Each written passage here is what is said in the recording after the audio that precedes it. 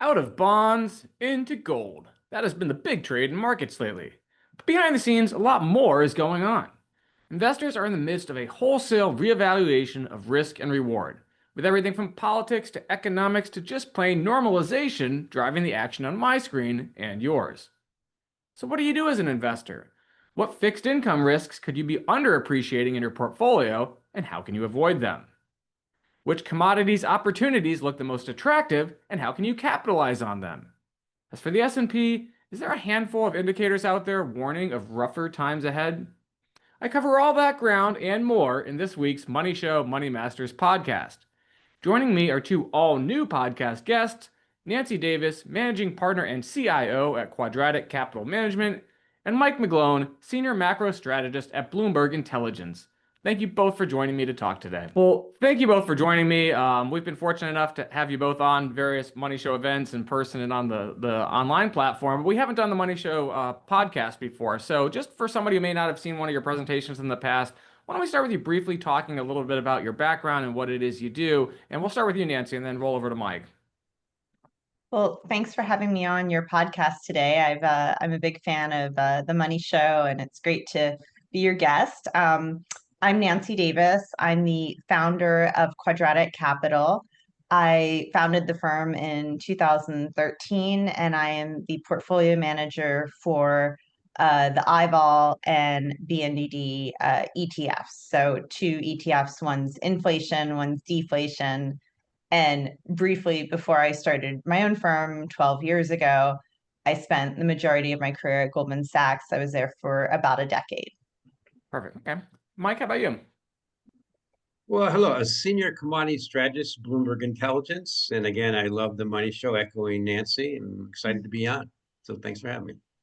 Hey, awesome. Well, as I was saying kind of off camera before we got started, I mean, what a time to be talking about bonds and gold. I mean, it seems to be this massive, I don't know if you want to call it a capital rotation, reevaluation of what kind of portfolio strategies make sense, whatever it is. But it's going on here in the US. It seems to be going on globally. So I guess I'd ask, what's driving the action that we're seeing first in the government bond market with you, Nancy, and then I'll talk about gold with Mike.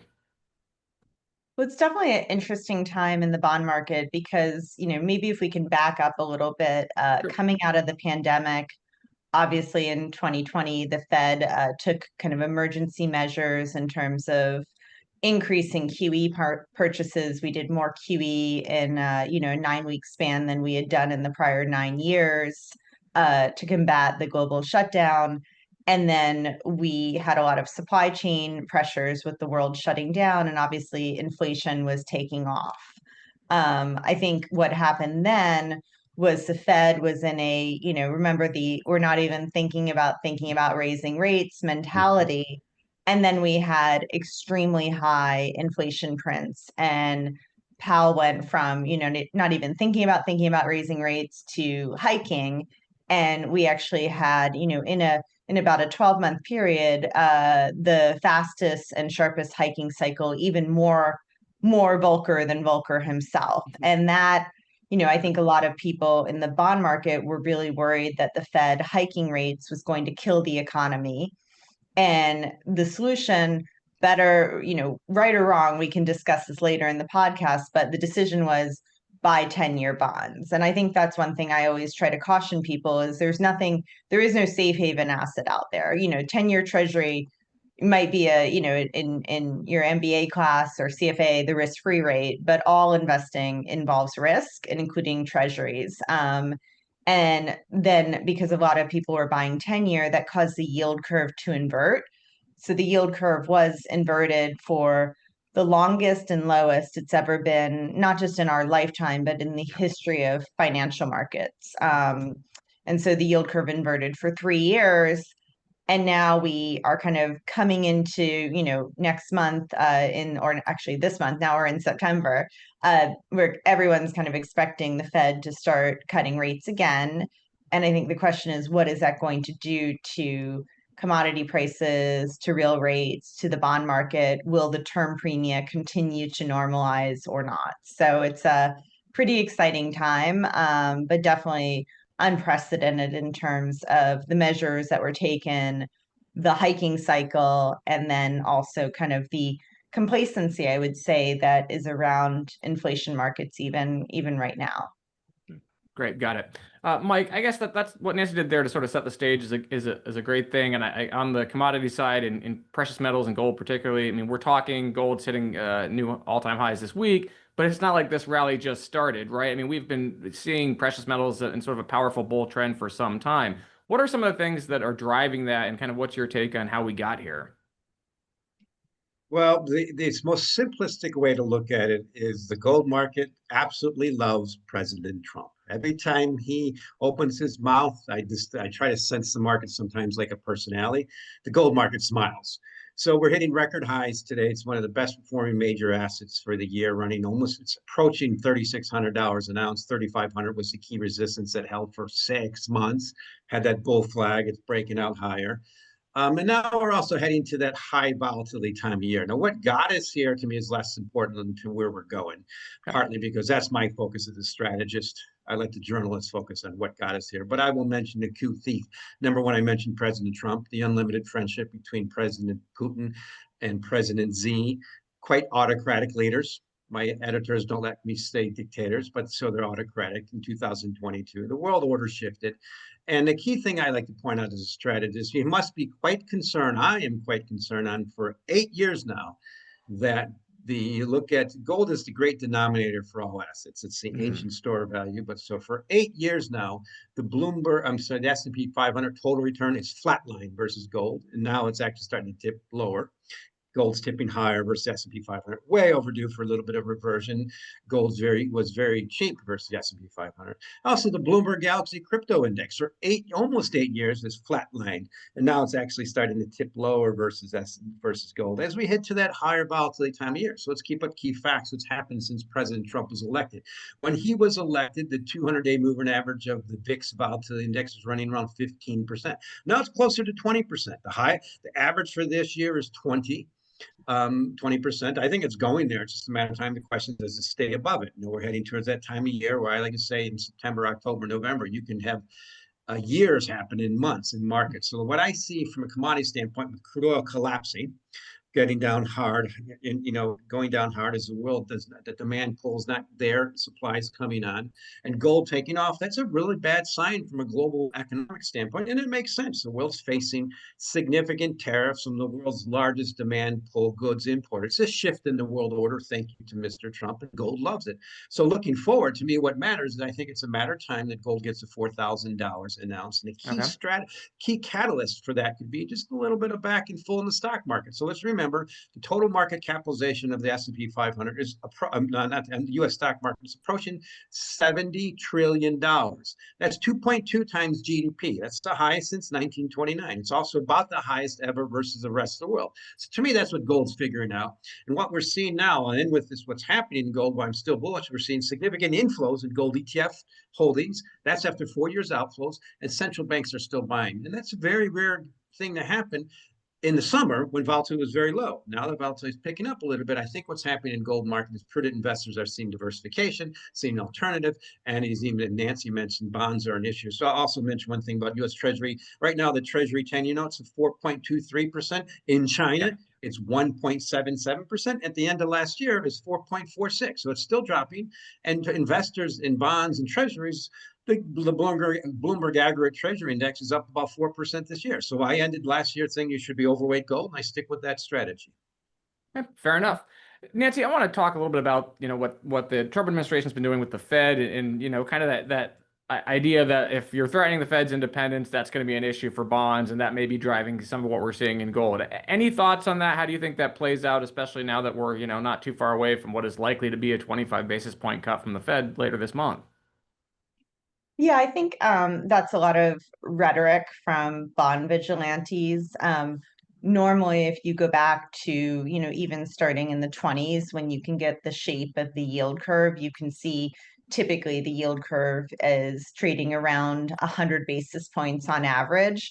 So having, kind of a more normal shape to the yield curve is not not the sky is falling, not some Chicken Little, end of the world. It would just be going back to a more normal environment. And so I think that's one thing I see there's a lot of fear out there with like, yes, the 30-year treasury bond lost more in 2022 than the NASDAQ. So bonds are not risk-free. All investing involves risk, but the term structure of interest rates moving back to 1%, which is the historical average, is not some, crazy thing. That's just getting back to normal. I think the thing that is very interesting is that if you look at periods of once the spot curve crosses zero, which it only did this year in 2025, it doesn't tend to stop at 1%. It tends to go a lot steeper. And so, the swap market is also, different than the treasury market because that's the, interest rate swaps are something that, didn't exist back in the 70s and 80s when we had, people look at gold because that's, there was stocks, there was bonds, there was no, inflation market back in the 70s and 80s. The Treasury started the TIPS market, the inflation protected bond market, in the late 90s. So there's nothing really to look at. And then the interest rate derivatives markets are even newer than that. So I think, the question is going to be right now, the swaps curve, if you pull up your Bloomberg screen, is only under 30 basis points right now. The 2s10s swap curve is 29 basis points on my Bloomberg. I can share my screen if you want for your viewers. That's not something you can, pull up on Yahoo Finance. It's something you actually need a terminal for to calculate that number. But the Treasury curve is what a lot of people are focused on. And that is steeper because it's 61 basis points right now in spot terms. So the swap market, I think, is very it's a lot lower. And that's the thing that we really are focused on at Quadratic, is where the yield curve is, and kind of expecting, normalization as we enter a cutting cycle. Typically the yield curve does steepen in that environment. And so it's going to be interesting to see, does it catch up quickly to where the treasury curve is? Does it go further? We have data going back, sometimes going back the swap market, we have data going back to the 80s, and you can see that typically after it crosses and uninverts, it can go, up to almost 3%, 300 basis points. So being 30 right now, I would say, is not normal. And getting back to a more normal level is not some, crazy thing. It would be, it's like, if I was, Mike, if I said to you, Mike, can I borrow $1,000 from you? And you say, okay, maybe. But then I say, all right, how about if I pay you back that $1,000 in, I'll give it to you next week. I'll give it to you in 2 years. I'll give it to you in 10 years. It's normal that you would charge me more than, I am a OTC counterpart, right? I'm not the US Treasury. It's normal that you would want more than 30 basis points, which is where the market is pricing right now, to give me money for 10 years. So I'd just like to emphasize, I don't think anything crazy is happening. I just think we're getting back to the new normal. Fair enough.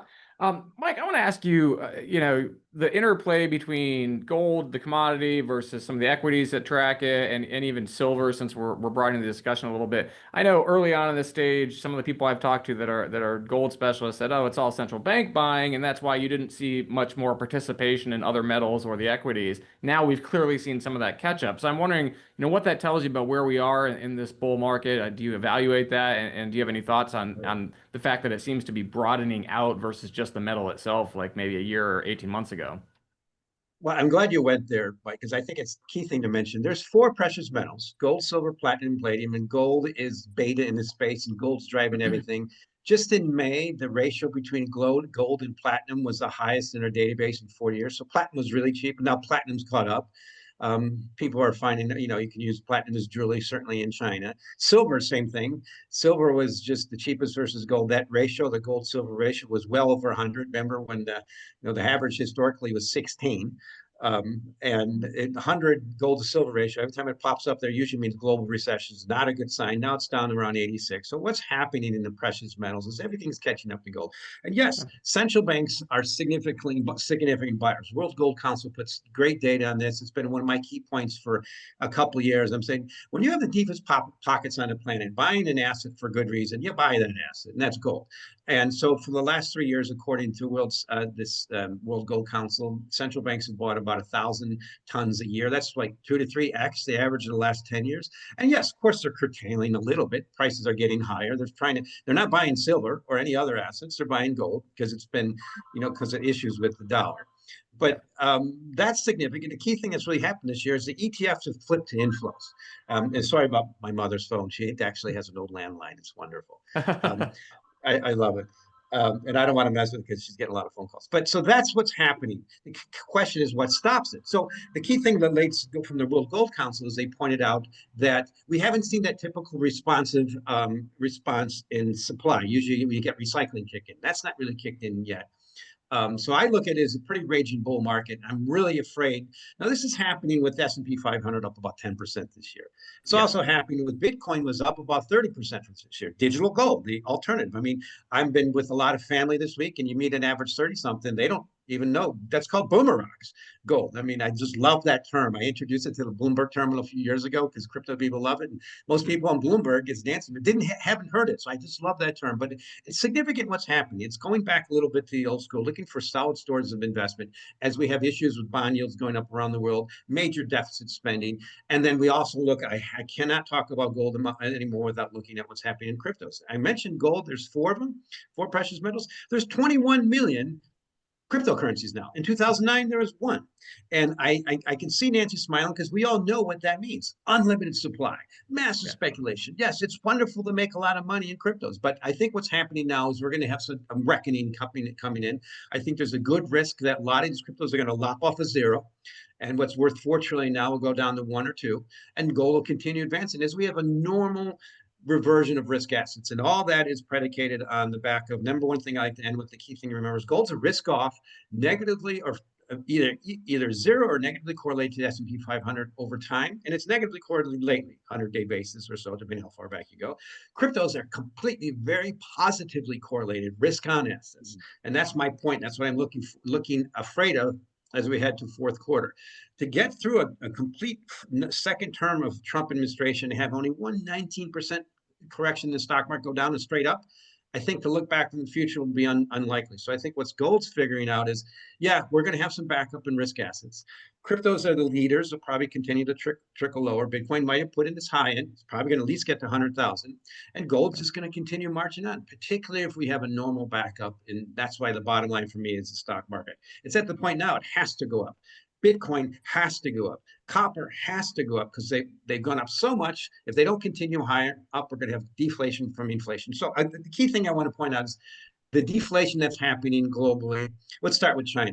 Despite the fact they're running 3 deficits to GDP around 300%, and despite the fact their money supply is running about 2 to 3 times the U.S., about $45 trillion, their latest PPI measure is minus 3.6% on a year-over-year basis. And as I mentioned, right now, their government bond yield actually right now is 1.75%. I mean, they're turning Japanese. We saw this 30 years ago. The risk is the rest of the world goes that way. Okay. Nancy, I want to pivot back to what you were saying about the yield curve and kind of your big picture normalization thesis. If that's the case, what does a bond investor do? Somebody watching this, they're trying to think of how to, put their portfolio, at least their fixed income portion of their portfolio into a position to either profit from that or protect themselves from that. What do they do? Yeah, it's definitely a tricky time. I think bonds are at better valuation than they were, before. But it's also, all investing involves risk. And I think it's super important to be diversified. And to Mike's point, we could see, deflation happen. We could see inflation happen. There's no guarantee at all that, the numbers that are coming out of the BLS, whether it's the CPI is even a positive print. So all of those risks exist. I think it's very important personally for investors who are, there's been kind of a huge shift since the financial crisis towards this passive investing. And I think it's so important that investors actually like kind of look under the hood and they don't just go by name only, things that might say like, just to give a shout out to the Bloomberg Ag, right? That is a old index. It used to be the Lehman Ag, then it was the Barclays Ag, then it was the Barclays Bloomberg Ag. Now it's just the Bloomberg Ag. That index is only has no inflation at all. There are no tips in the ag, so no inflation protection. And then about 27% of it is mortgages. And, if you close your eyes and you're like, all right, what is a mortgage from a bond owner's perspective? You're essentially short options, right? Because US homeowners are long the option to prepay. Whenever you're short options, by nature, you are short volatility because somebody else is long the option, you're short it. So I think that's one thing that I always try to kind of stand on my soapbox and be like, look, just because it says core fixed income, you have to kind of peel back the onion and look at how the index composition has been skewed in this. Basically we're coming out of an environment of, negative to zero interest rates around the world, and the index composition might not be as core as you expect. So I think you have to tweak things and really not just go by name only and be looking at all the risks. And kind of, I would say, generally, in my opinion, I think, we collectively are, we live in a real world, right? So in my opinion, no matter what industry you're in, what job you have, at the end of the day, we have, so much income that we're making during our working career. And then when we get to retirement, the goal is to keep the same lifestyle and live off your savings and the income that you have. So I think fixed income is incredibly important, especially as you get closer to retirement, and having, some kind of, monthly income is super important. There have been a lot of strategies that have launched kind of more recently with the ETF rules that are using options. And so I would just caution people to say, like, look, you have to be aware whether you're selling options, buying options. Not all strategies are, I'm not saying anything is bad. I think it's just key to have diversification. But I do think at their core, people should have some allocation to fixed income, and they should be looking at both inflation and deflation risks, and just know that, if they have, like, say, tech stocks, they probably have the deflation box checked, right? Yeah. Or if they have safe haven assets, whatever those would be. But I think, to me, I try to stand on my pillar and say, like, look, inflation to me it's not a trade, right? It's not like, is it going higher or lower? It's not speculating on the macro community. It's just a reality that we all, on a day-to-day basis, if you don't own inflation in your portfolio, you're essentially, you're short it. We are all shorted in our real life because we do live in a real world. So I think it's a kind of very compelling time with the Fed starting to likely cut rates in September, and looking on your Bloomberg terminal, you can see where break evens are priced. You can see where, inflation expectations are priced in the yield curve, and it's not priced very high.